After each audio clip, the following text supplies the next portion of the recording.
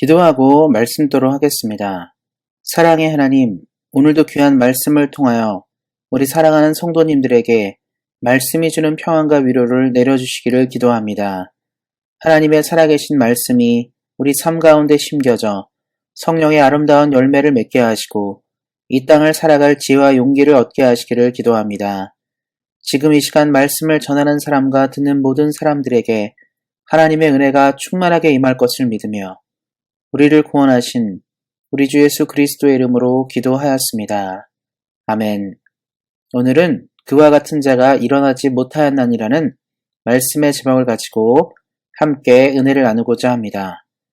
조선의 정조임금 시대에 활동했던 실학자인 정약용은 법과 과학, 수학, 철학, 행정 등 다양한 분야에서 500여 권의 저서를 남겼습니다. 그를 가리켜 조선의 레오나르도 다빈치라 부를 정도로 한 시대를 풍미한 천재 학자였습니다. 역사가들은 그를 가리켜서 천년에 한 번 나올 만한 인물이라는 평가를 하였습니다. 이렇듯 시대를 넘어서 평가받는 위대한 인물을 말할 때 그와 같은 사람은 다시 나지 못할 것이라고 합니다.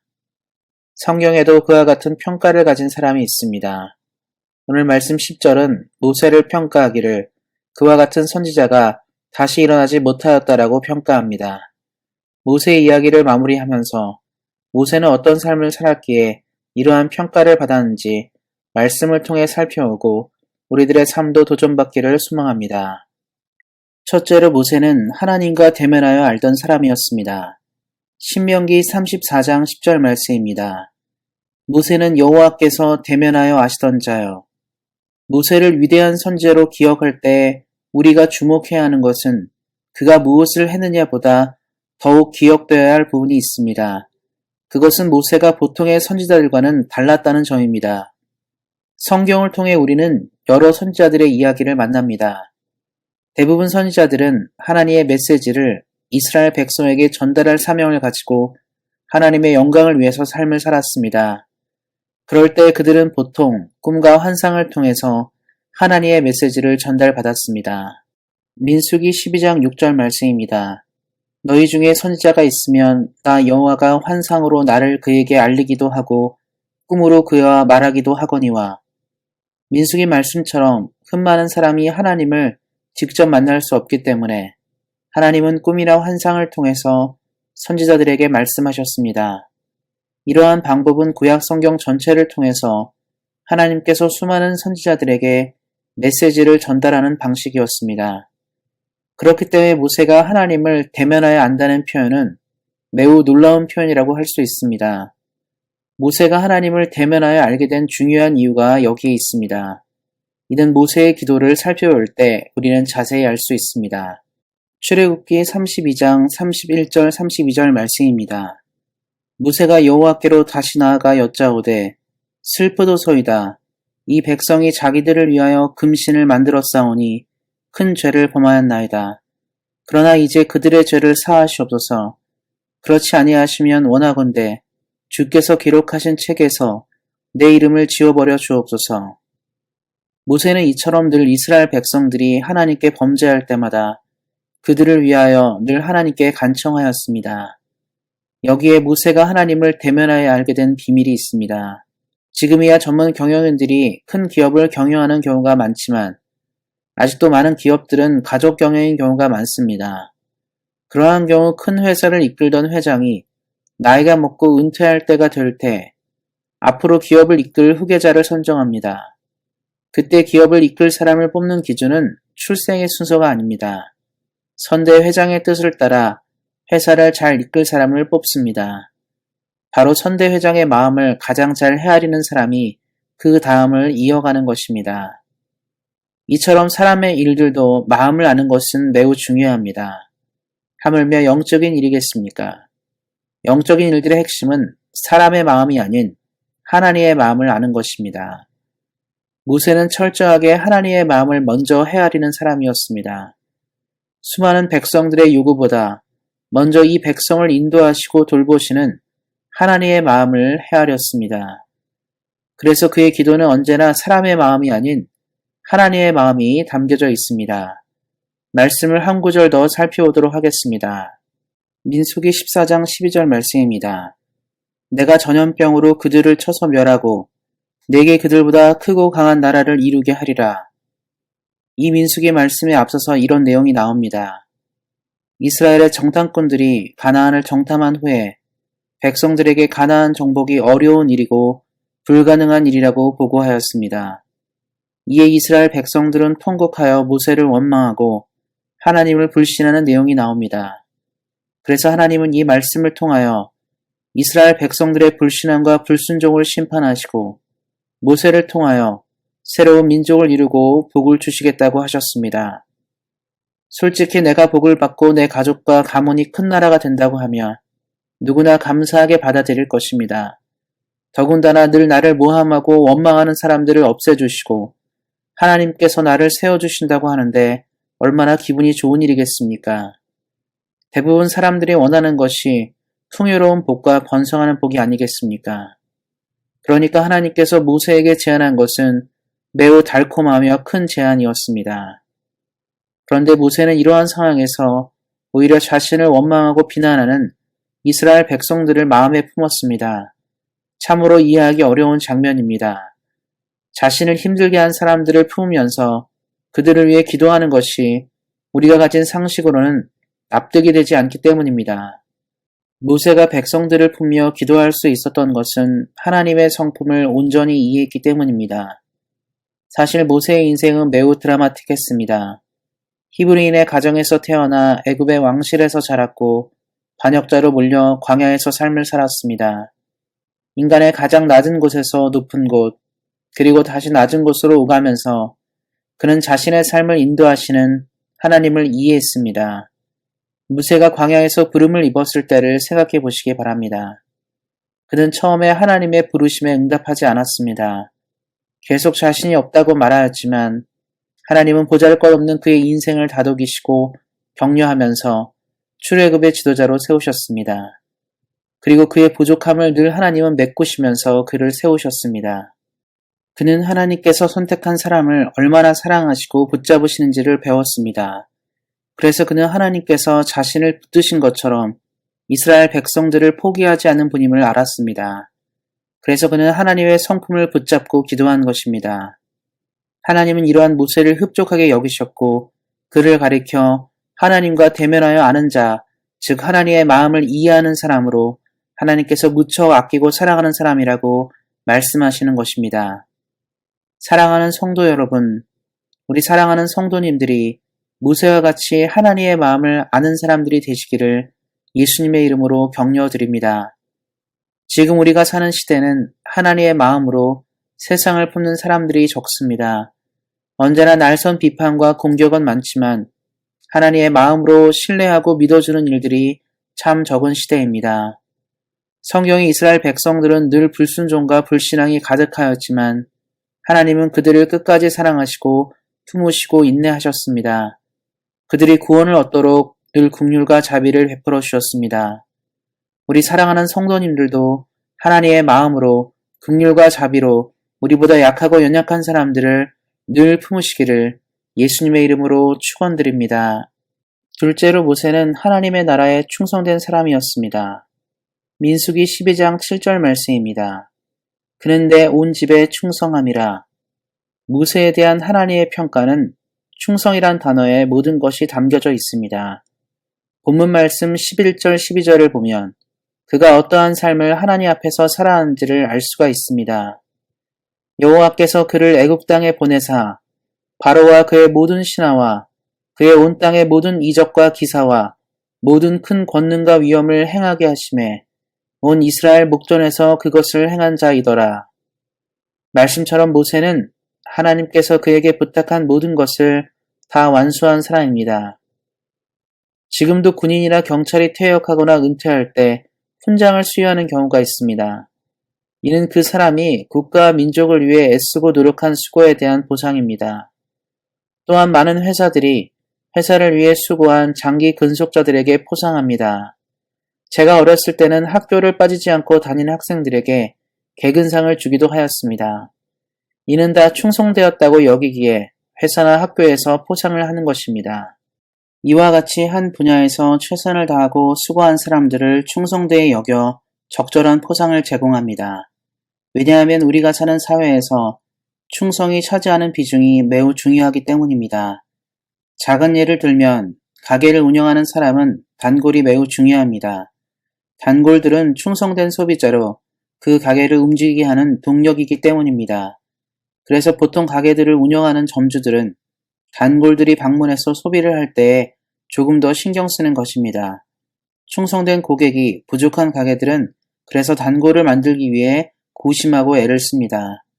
기업들도 비슷합니다. 늘 우수하고 충성된 고객을 향해서 더 좋은 서비스를 제공하려 합니다. 그래서 고객의 등급을 정해놓고 거기에 맞게 서비스를 제공하려 합니다. 젊은이들은 카페나 레스토랑에 회원카드를 이용하여 포인트를 쌓고 그러는 이유가 다 여기에 있습니다. 이렇게 짧고 유한한 세상의 여러 일들도 충성의 가치와 중요성을 알고 있습니다. 그렇다면 영원한 하나님의 나라는 충성의 가치와 중요성을 더 가질 것입니다. 사실 신앙생활은 충성의 문제입니다. 저는 어려서부터 신앙생활을 했고 올해로 거의 40년이 되었습니다. 그리고 돌아보면 함께 신앙생활을 했던 사람들 중에 상당수가 믿음에서 이탈한 경우도 있고 혹 교회를 다닌다 하더라도 이전의 뜨거운 신앙보다 미지근하게 믿는 경우도 많이 보았습니다. 처음 믿음을 끝까지 유지하는 게 결코 쉬운 일이 아니며 게다가 헌신은 더욱 어렵습니다. 시간이 흐르고 점점 나이를 먹게 되면 우리는 열심에서 마음과 생각이 멀어지기 때문입니다. 그래서 성경은 모세를 통하여 우리에게 충성된 사람이 어떠한지를 말해주는 것입니다. 신명기 34장 7절 말씀을 보도록 하겠습니다. 모세가 죽을 때 나이 120세였으나 그의 눈이 흐리지 아니하였고 기력이 쇠하지 아니하였더라. 모세는 말씀에도 나왔듯이 죽는 그 순간까지 건강을 유지한 사람입니다. 이 이야기는 모세는 생명이 붙어서 일할 수 있을 때까지 주의 나라를 위해 쉬지 않았다는 것을 알 수가 있습니다. 이 말은 모세가 하나님의 나라와 그의 영광을 위해서 자신의 온 생애를 다하여 충성한 사람이라는 의미입니다. 사랑하는 성도 여러분, 세상의 많은 일들은 때가 되면 은퇴를 합니다. 그리고 그 이후의 일들을 벗어나 쉼을 누립니다. 그러나 주의 나라는 은퇴가 있을 수 없습니다. 그래서 하나님의 백성은 모세와 같이 불을 입는 그날까지 충성된 삶을 살아야 합니다. 우리 사랑하는 성도님들이 모세와 같이 눈이 흐리지 않고 기력이 쇠하지 않는 축복을 받으셔서 주의 나라와 영광을 위해서 충성된 사람들이 되시기를 예수님의 이름으로 축원드립니다. 그리고 충성은 순종과도 연결됩니다. 본문 11, 12절에 나온 것처럼 모세는 하나님께서 그를 통해 하시고자 하는 것들을 모두 순종함으로 행하였습니다. 신앙생활에서 가장 어려운 것 중에 하나는 바로 순종입니다. 순종은 내 의지와 생각을 내려놓고 하나님의 생각을 수용하는 것이기 때문에 그렇습니다. 많은 사람들이 신앙생활에서 넘어지는 이유 중 하나는 내 생각을 하나님의 뜻보다 위에 두기 때문입니다. 우리가 인생의 경험과 삶의 연륜이 깊어질수록 순종이 사실 어렵습니다. 그만큼 삶의 지혜가 축소되어 있기 때문에 그렇습니다. 그래서 순종을 위해서는 하나님 앞에서 내 생각의 지분을 내려놓고 하나님의 지분을 붙잡아야 합니다. 모든 운동 경기는 항상 감독이 있습니다. 2012년 런던 올림픽 때의 일입니다. 34세의 나이로 노장축에 속하는 송대남 선수가 유도 90kg급 결승에서 승리하여 금메달에 목을 걸었습니다. 그때 흥미로웠던 장면은 한국의 감독이 선수를 향해서 쉬지 않고 소리를 높여서 조언을 하였습니다. 만약 송대남 선수가 자신도 유도판에서 산전수전을 다 겪은 베테랑이라 생각하여 조언에 귀를 기울이지 않았다면 그는 금메달을 목에 걸지 못했을 것입니다. 그러나 그는 감독의 뜻을 잘 따라 승리하였습니다. 우리 역시 모세처럼 우리에게 말씀하시는 하나님의 목소리를 듣기 시작할 때 믿음의 경주에서 승리하게 될 것입니다. 사랑하는 성도님들이 모세와 같은 충성으로 하나님께서 이와 같은 사람이 다시 일어나지 못한다는 칭찬을 듣는 우리 사랑하는 성도님들이 모두 되시기를 예수님의 이름으로 축원드립니다. 끝으로 모세의 여정에 늘 하나님이 함께 있었기 때문입니다. 모세는 숱한 위기를 견디며 인생을 산 사람입니다. 애굽의 군대의 추격을 뒤로하고 홍해를 건넜으며 광야에서 줄일 때 만나와 메추라기의 은혜를 입었습니다. 숱한 이방 민족들의 공격과 위협에도 백성들을 지켜냈고 내부적으로 숱한 모함과 비난에 시달렸지만 흔들리지 않고 백성들을 가나안 입성 전까지 인도하였습니다. 그런데 하나님은 가데스 바네아의 사건으로 모세에게 가나안을 허락하지 않으셨습니다. 여호수아와 갈렙으로 대변되는 새 시대가 가나안으로 들어가게 되었고 출애굽 1세대의 상징과 같았던 모세는 가나안에 들어가지 못했습니다. 보통 사람 같으면 하나님께 항의했을 것입니다. 숱한 고생과 고난을 다 견뎌내고 가나안만 바라보고 온 그에게 가나안 입성이 허락하지 않는다는 것은 매우 부당하기 때문입니다. 우리가 세상을 살면서 가장 억울하고 힘들 때는 우리가 한 공로가 다 잊혀지고 정당한 대가를 받지 못할 때입니다. 많은 사람들이 상처를 받는 주된 이유가 애쓰고 수고한 자신을 다른 사람들이 알아봐주지 않을 때입니다. 모세는 어쩌면 출애굽의 영웅으로 그 가치를 인정을 받아도 가장 많이 받아야 하는데 그에게 가장 큰 상급인 가나안이 허락되지 않았습니다. 그런데 참 재미있는 것은 모세가 항의하거나 부당하다고 이야기하는 부분이 전혀 성경에 나오지 않습니다. 그냥 신명기 34장 1절부터 4절을 보면 단지 하나님이 가나안의 전경을 모세에게 보이시고 그가 들어가지 못할 것이라는 이야기만 나옵니다. 모세도 사람이기에 억울할 만도 할 텐데 모세는 이에 대해 아무런 언급이 없습니다. 그 이유는 바로 모세가 가나안의 참 뜻을 이미 알았기 때문입니다. 그는 이미 하나님과 깊은 동행을 통해 인생에서 가장 중요한 것은 눈에 잡히고 보이는 물질적인 어떤 것이 아님을 알았습니다. 다른 말로 하면 하나님과 함께하지 않으면 가나안도 의미가 없고 하나님과 함께하면 광야도 의미가 있는 곳임을 알았습니다. 그가 애굽의 왕자로 있을 때 그토록 원하던 하나님의 꿈이 거기엔 없었습니다. 그러나 그가 광야에서 목자로 있을 때 그가 바라던 그 꿈이 거기에 있었습니다. 결국 삶의 가장 중요한 것은 하나님과 동행임을 그는 배웠습니다. 모세의 여정에 언제나 하나님이 그와 함께 계셨습니다. 그가 가나안에 가지 못한다 하더라도 그는 후회될 것이 없습니다. 이제 영원히 하나님과 함께 할 것을 알았기 때문입니다. 모세가 위대한 하나님의 사람으로 기억된 것은 그가 하나님과 함께 삶을 보냈기 때문입니다. 사랑하는 성도 여러분, 말씀을 맺고자 합니다. 우리는 믿음을 가지고 살아가는 사람들로 우리에게 가장 필요한 것은 하나님입니다. 그래서 우리는 누구보다 하나님의 마음을 알기에 애써야 합니다.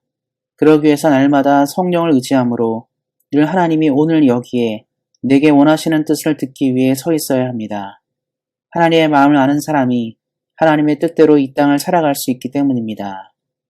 그리고 우리는 언제나 하나님의 나라를 위해 충성되어야 합니다. 우리는 온세상 교회를 함께 섬깁니다. 하나님이 세우신 교회 공동체를 늘 충성된 마음으로 섬겨야 합니다. 모세가 언제나 하나님의 마음으로 광야 공동체를 충성되게 이끈 것처럼 우리 역시 하나님이 허락하신 공동체를 충성되게 섬겨야 합니다. 하나님은 충성된 사람에게 큰 상급을 주시는 분이시기 때문입니다. 끝으로 우리는 언제나 하나님과 동행해야 합니다. 이 땅에서 누리는 복보다 가장 큰 복은 하나님이 언제나 우리와 함께하는 복입니다. 하나님의 복을 추구하는 인생은 세상 일들에 억울해하거나 상처를 받지 않습니다. 더 큰 복이 무엇인지 알기 때문입니다.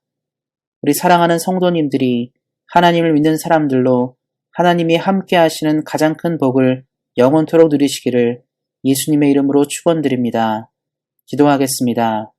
하나님 말씀처럼 우리들의 삶이 모세처럼 하나님께서 잘 아는 인생 되게 하시고 늘 우리가 충성됨으로 하나님의 인정을 받는 삶이 되게 하시기를 기도합니다. 그리고 우리 사랑하는 성도님들이 언제나 하나님과 동행함으로 세상에서 가장 큰 복인 하나님과 동행하는 복을 누리게 하시기를 기도합니다. 언제나 우리에게 가장 큰 은혜를 주신 하나님께 감사하며 우리를 구원하신 우리 주 예수 그리스도의 이름으로 기도하였습니다. 아멘.